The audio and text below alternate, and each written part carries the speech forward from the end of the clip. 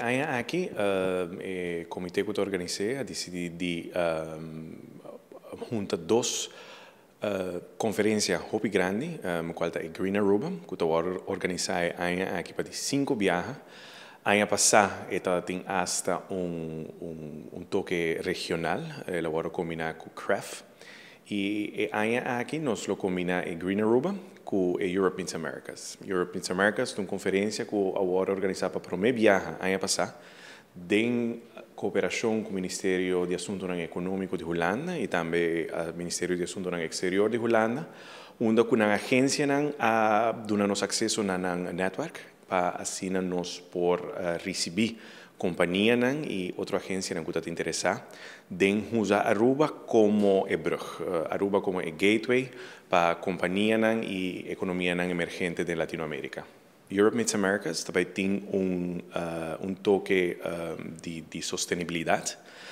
Nos concentramos aqui em 4 tópicos, que são energia, tecnologia, turismo, infraestrutura e tour de uma maneira sustentável. E a ideia é optar e decidir para combinar a conferência de Green Aruba junto com a conferência de Europe Meets Americas. Ela vai muito bom junto com o ministro-presidente, com a encabeçar a delegação.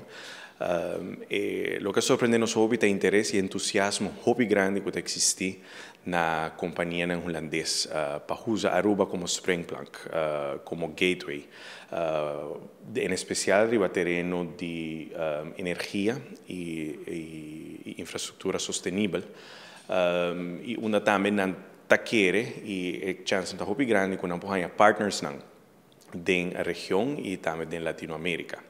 Prometo a missão para a Holanda, também tem uma missão para Panamá, encabeçado de uma delegação do Comitê Organizatório de EIMA, de Europe Meets Americas e Green Aruba, que a visitar a atender uma conferência de Câmara de Comércio Americano na Panamá. E outra semana, também sai uma delegação também para Colômbia, na onde faz tipo de roadshow para assim promover a Green Aruba Europe Meets Americas Conference. Nosso foco é viajar aqui para 4 tópicos, dos turnos energia também para concentrar-nos mais, riba companhia, agência e também federação que está sali de 4 aspectos, de 4 tópicos aqui, que está infraestrutura, turismo, energia e tecnologia.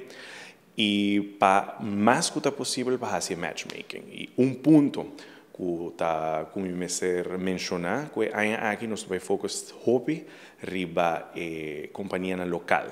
Ano passado nós sentimos que tem bruxo tique grande para companhia local, companhia mediano e chiquito por tem benefício de dinâmica que existe entre Europa e Latinoamérica.